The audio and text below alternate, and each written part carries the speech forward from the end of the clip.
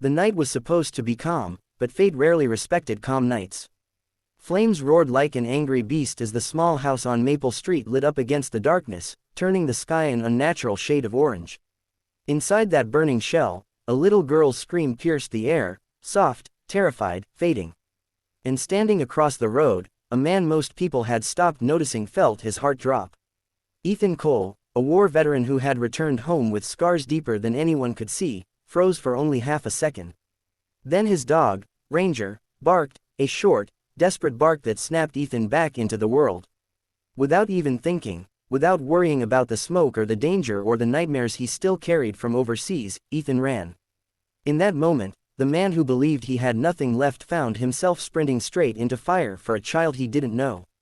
Before we continue, if you believe in kindness, second chances, and the power of ordinary heroes, please like, comment, share, and subscribe to Whispers of Kindness.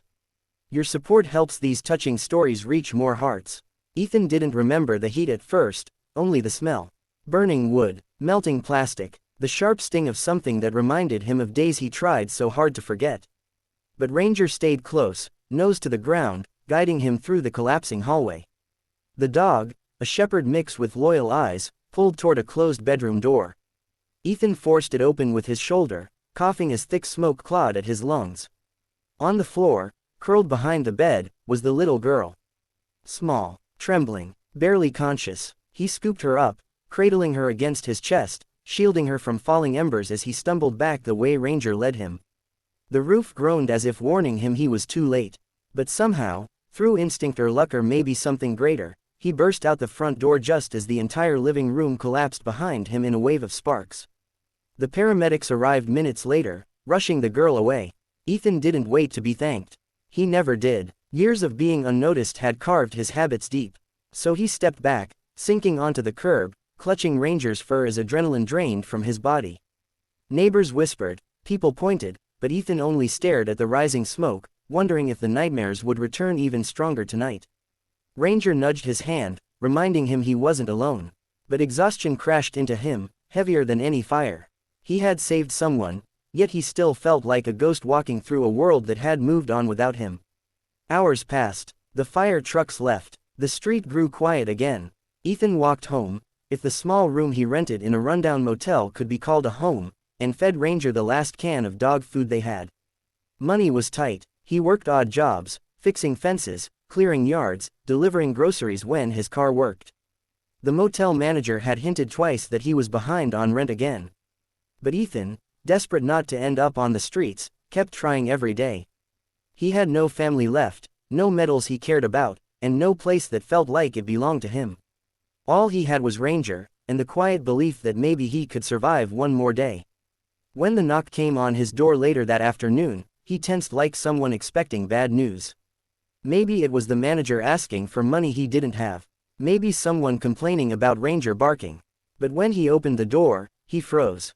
Standing there was a woman in a crisp navy suit, her hair pulled back neatly, her eyes sharp yet strangely gentle.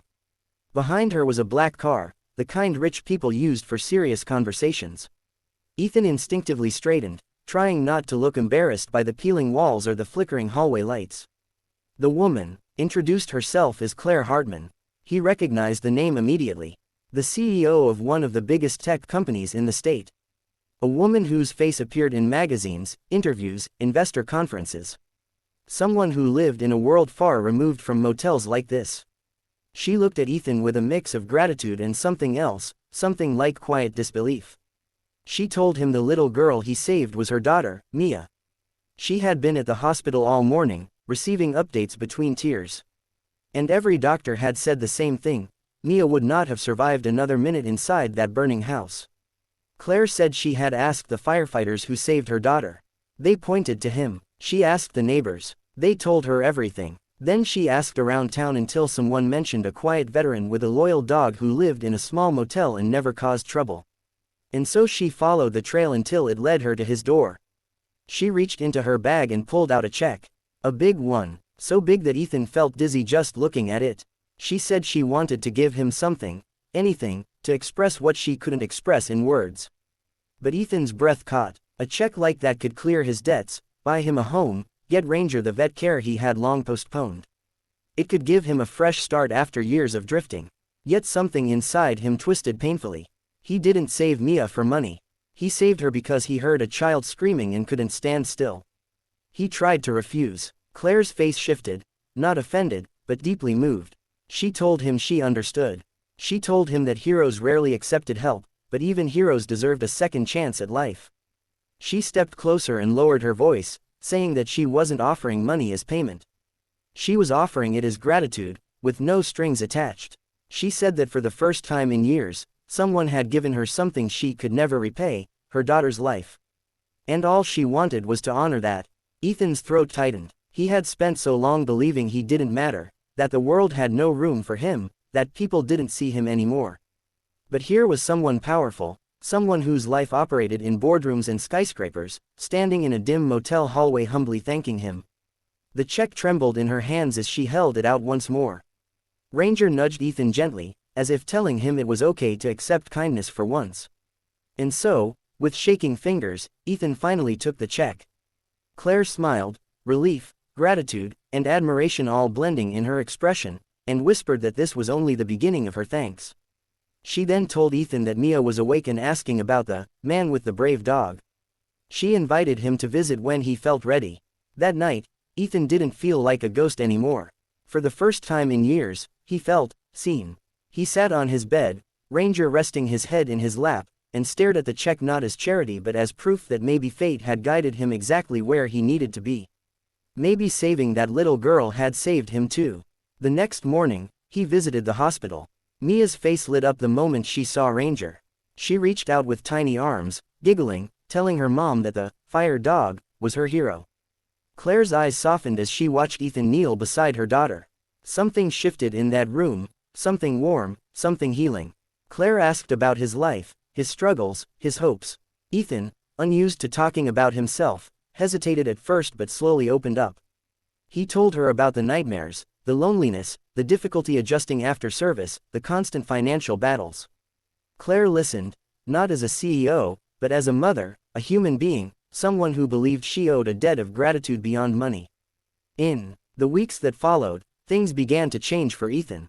Claire helped him find work at one of her company's local facilities, nothing overwhelming, something steady and manageable. She arranged training, helped him find housing, ensured Ranger got medical care. Not because she pitied him, but because she valued him. Word spread about what he had done, and the community that once overlooked him began treating him with respect he hadn't felt in years. Yet through it all, Ethan stayed humble. He didn't want fame. He didn't want praise. All he wanted was a life where he and Ranger could breathe peacefully.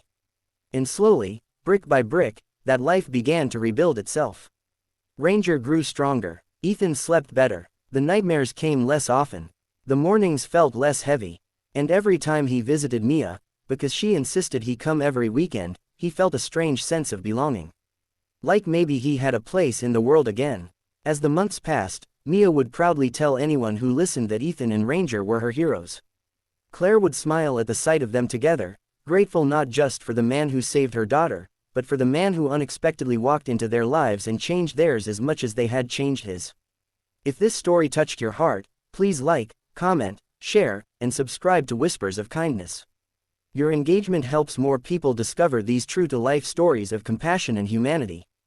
Before we end, please leave a special comment telling us, kindness still matters. It helps the story reach more people who need hope today.